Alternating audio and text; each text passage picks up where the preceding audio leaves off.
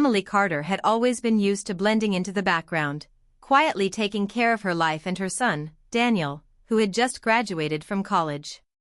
She had spent years juggling work, home, and his growing needs, often forgetting herself in the process. That spring evening in Seattle, her house was filled with Daniel's friends, young men and women from across the US and Canada, laughing, joking, and celebrating a milestone she had dreamed of seeing. Emily stayed mostly in the kitchen at first, refilling drinks, adjusting napkins, and smiling politely while she listened to the conversations buzzing around her. But she could not help noticing the way the young men looked at her, not with the casual respect given to a parent at a party, but with something warmer, more attentive. Mark from Toronto, Ethan from Boston, and Lucas from Vancouver all seemed to find reasons to linger nearby, asking questions about her life, her interests, and her stories. They laughed genuinely at her jokes, and their smiles carried a softness that Emily had not experienced in years. She tried to ignore it at first, telling herself it was just friendliness, politeness, or perhaps admiration for Daniel's mom. Yet she could feel a stirring inside her, a long-buried awareness that she still mattered, that she could still be noticed in a room full of younger people. The party was alive with chatter, music, and the clinking of glasses, but Emily felt a subtle tension within herself, a mixture of surprise, curiosity, and a gentle thrill she had not known she could feel again. She noticed how Daniel himself kept glancing her way, his eyes lingering on her with a look that was difficult to interpret, a mixture of pride, love, and something softer she couldn't name. Emily felt a warmth spread through her chest, a reminder that being appreciated was a simple human need, one she had set aside for far too long. As she moved between the kitchen and living room, her son's friends would engage her in conversation, asking her opinions, sharing their own small struggles with school, jobs, and life, and each interaction left Emily feeling more alive, more connected to the younger generation, and yet subtly aware of her own loneliness. She thought about the years since her divorce, the quiet dinners, the evenings spent watching television alone, and she realized how starved she had been for connection beyond the role of mother or caretaker. Every smile, every question, every laugh directed at her felt like a small gift, a reminder that she could still captivate attention without trying, that her presence mattered. And yet, a careful part of her mind warned her not to overthink these moments, to not misinterpret friendliness for something more, to keep boundaries with Daniel's friends and protect the normal, safe relationship she had with her son. Still, as the night went on, she found herself caught in little moments, Mark sharing a joke that made her laugh until tears came to her eyes, Ethan asking about her hobbies and truly listening, Lucas complimenting her on a story she told about Daniel as a child. Each moment was small but cumulative, filling her heart in a way she hadn't expected. Emily wondered if she had forgotten how it felt to be valued for herself, not just as a mother, not just as someone polite, but as a woman with her own life, her own experiences, her own voice. She found herself smiling more freely, her posture relaxing, her confidence slowly returning as the evening progressed. And then, more quietly, she noticed Daniel watching her across the room, standing with his friends, a subtle, thoughtful smile on his face.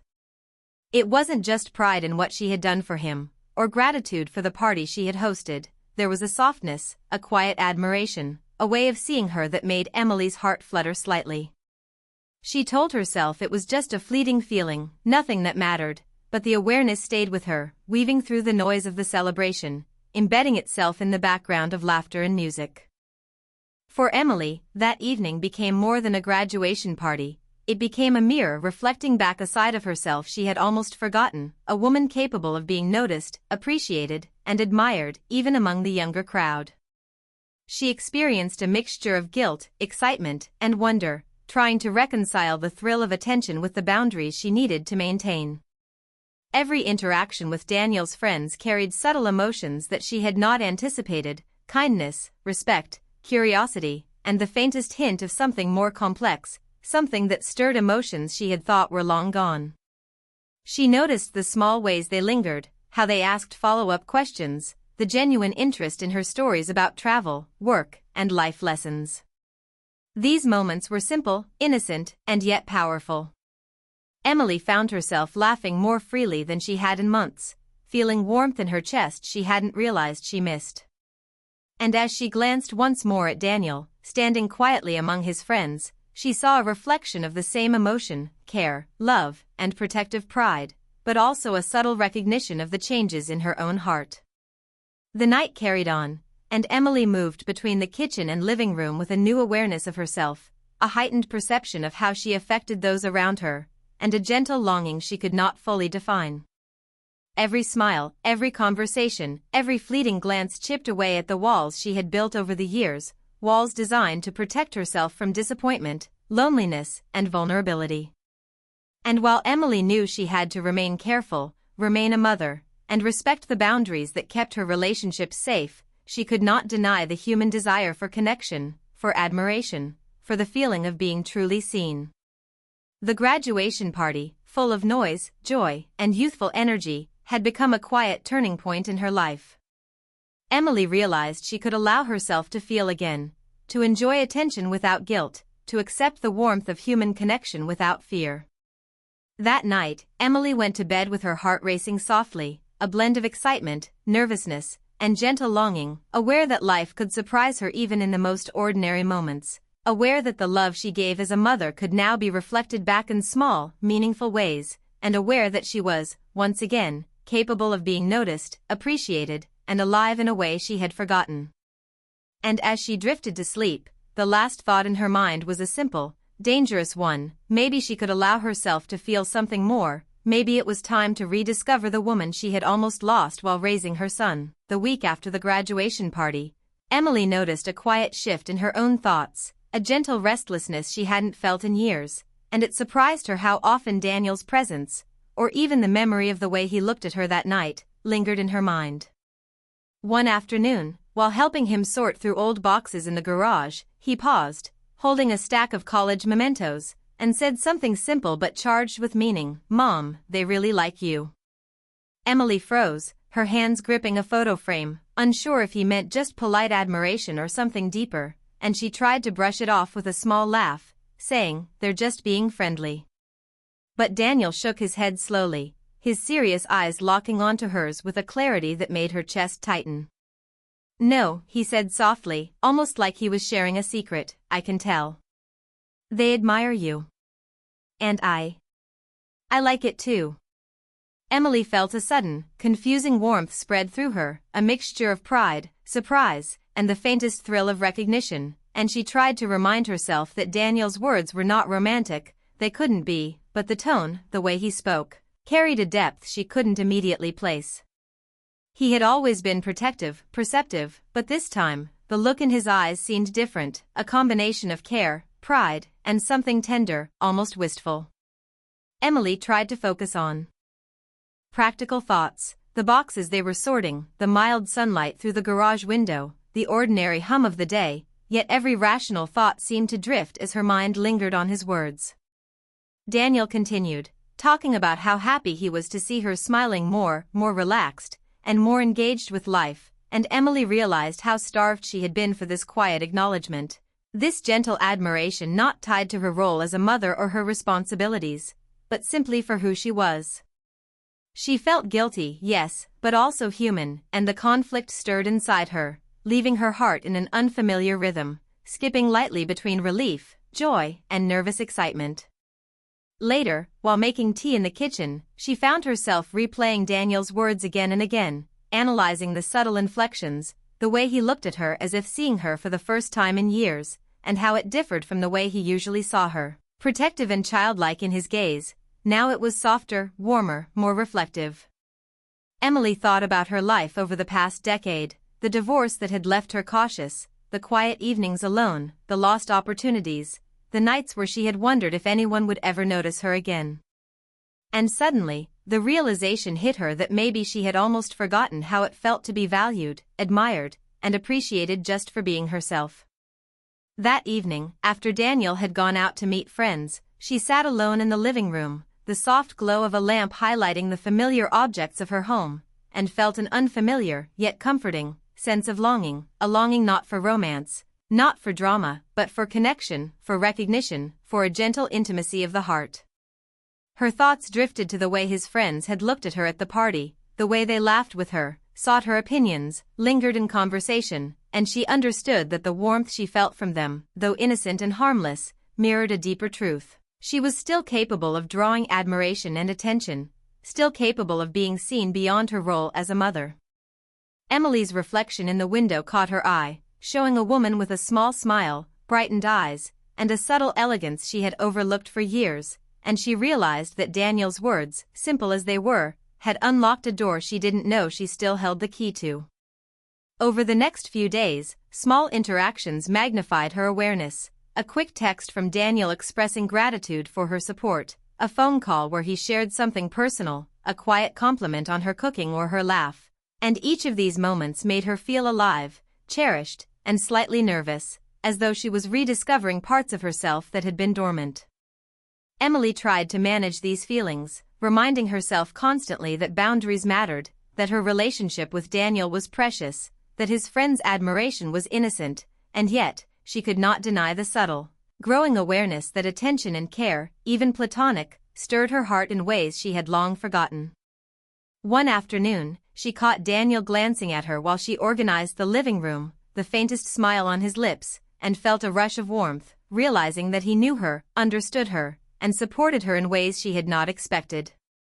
She spent the evening reflecting, not in shame, but in wonder, about how simple kindness and recognition could shift a person's spirit, how acknowledgement of her presence could awaken her confidence, and how a son's gentle admiration could feel like both a mirror and a balm, showing her that she deserved happiness, attention, and self-respect. That night, as Emily lay in bed, she thought about her future, about the subtle currents of connection that had begun to shape her days, and she understood that life could surprise her not with dramatic events, but with quiet, meaningful moments that reignited her sense of self. She considered that perhaps she could embrace these emotions safely, learn to enjoy being seen, allow herself to feel admiration and care without guilt, and trust that her heart could grow without crossing any lines, without harming her son or anyone else. And as sleep crept over her, she held on to a single, delicate thought: maybe it was not about desire or romance at all, but about reclaiming a part of herself she had neglected for years, a part that could be nurtured through respect, attention, and the gentle, unspoken bonds that connected her to the people around her.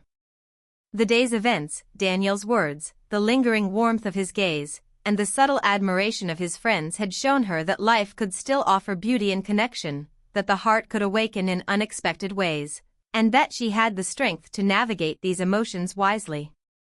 Emily realized that the admiration she received, the respect from her son, and the warmth from those around her were not distractions. They were reminders that she was alive, capable of joy, and worthy of gentle attention. That night, she drifted into a deep sleep, carrying a quiet, thrilling awareness that her life was not over, that she could still feel, still matter, and still embrace connection without fear, ready to face the next day with a newfound lightness and curiosity that made her heart beat with anticipation, hope, and the soft, unspoken promise that rediscovery and healing were possible even in the simplest of moments. A few days after Daniel's quiet confession and the shift in Emily's awareness, life took a new rhythm, subtle yet profound, as she noticed the warmth she had felt at the graduation party lingering in small, unexpected ways, and it came to her more clearly when Mark, Daniel's friend from Toronto, stopped by alone, saying he was in town for a job interview and wanted to see her if it was okay. Emily hesitated for a moment, unsure if inviting him in would be appropriate, but she trusted herself and allowed it, offering coffee and a comfortable space in her living room where they could talk quietly without distractions, and immediately the atmosphere was easy, light, and unexpectedly comforting, as if Mark carried with him a gentle energy that matched her own, making her feel relaxed and seen, not in a romantic sense, but in a way that nurtured her spirit, a rare experience she hadn't realized she was craving. They spoke about ordinary things at first, the city, the weather, Daniel's achievements, but soon their conversation turned to deeper topics, and Mark shared memories of his own family, the loss of his mother years ago, and the loneliness that sometimes settled over him like an unwanted shadow, and Emily listened, nodding, understanding in a way only someone who had faced her own loss and long nights of quiet could truly grasp, offering words of empathy and comfort that felt both natural and healing. And in those moments she realized that life was showing her how connection could come in many forms, not just through her son or the admiration of young people, but through authentic, kind interaction with someone who simply understood and respected her. As they talked, she noticed subtle gestures, the way he leaned forward slightly when she spoke, the way his eyes softened when he laughed, the careful pauses he took when choosing words, all of it simple, respectful, human, and she felt a quiet joy growing inside her, a reminder that she could still inspire warmth and trust in others without compromising her own dignity or the boundaries she held sacred. At the same time, her thoughts returned to Daniel, who had given her a rare gift by speaking honestly about his admiration and pride, and she appreciated the way he had allowed her to feel special without making it about him, without crossing lines, and it deepened her gratitude for the bond they shared, a bond built on love, respect, and the quiet understanding that he wanted her to be happy, to feel valued, and to embrace life fully, and she realized how rare and precious that was, how comforting it was to have someone who both protected and encouraged her in equal measure. During Mark's visit, they shared stories, laughter, and even small silences that felt easy, the kind of silences where words aren't needed because mutual respect and understanding fill the space, and Emily noticed how much lighter she felt afterward, as if a weight she hadn't fully recognized had lifted, replaced by a warmth that made her heart feel both steady and alive. As the afternoon slipped into evening, Daniel returned home unexpectedly, and Emily felt a sudden rush of nervousness, unsure how he would react to seeing one of his friends in her home alone, but when he saw them, he only smiled quietly, a small, knowing expression that made Emily's chest swell with relief, because she realized he trusted her judgment, trusted her ability to navigate relationships thoughtfully, and that trust alone was a gift she had rarely felt in her adult life. She excused herself briefly to the kitchen, giving Daniel and Mark a moment to talk, and she heard snippets of their conversation, laughter and easy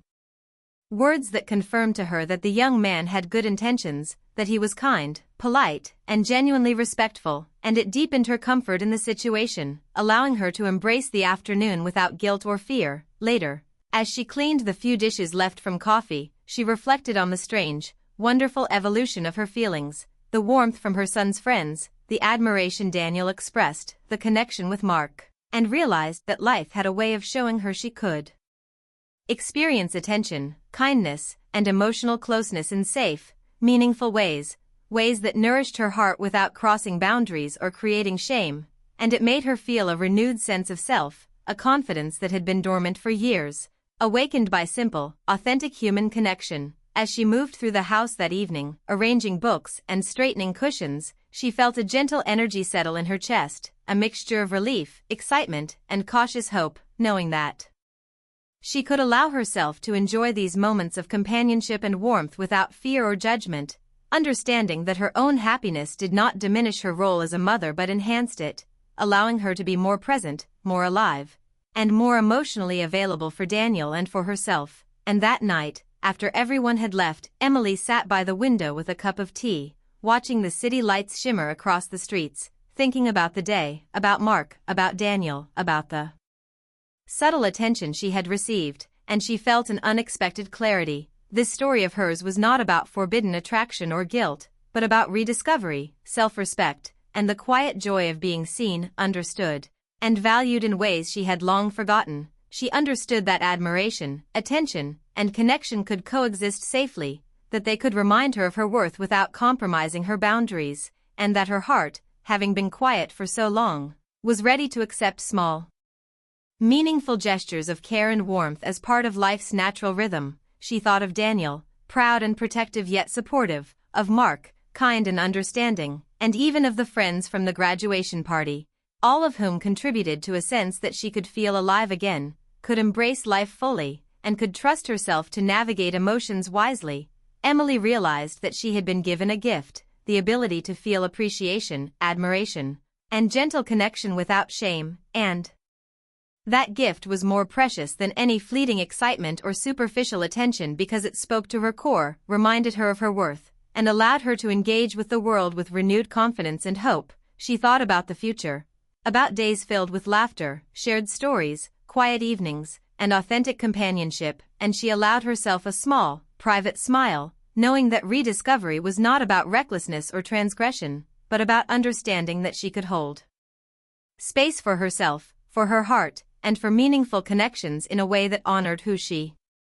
was and what she deserved. And as Emily went to bed that night, the house quiet except for the soft hum of distant traffic, she felt a deep sense of peace, anticipation, and gentle excitement, understanding that life had opened a door for her, one she could walk through carefully, fully, and with hope, and that this journey of rediscovery, connection, and self-respect was only just beginning, a path that promised warmth, understanding, and the quiet thrill of being truly seen, valued, and alive.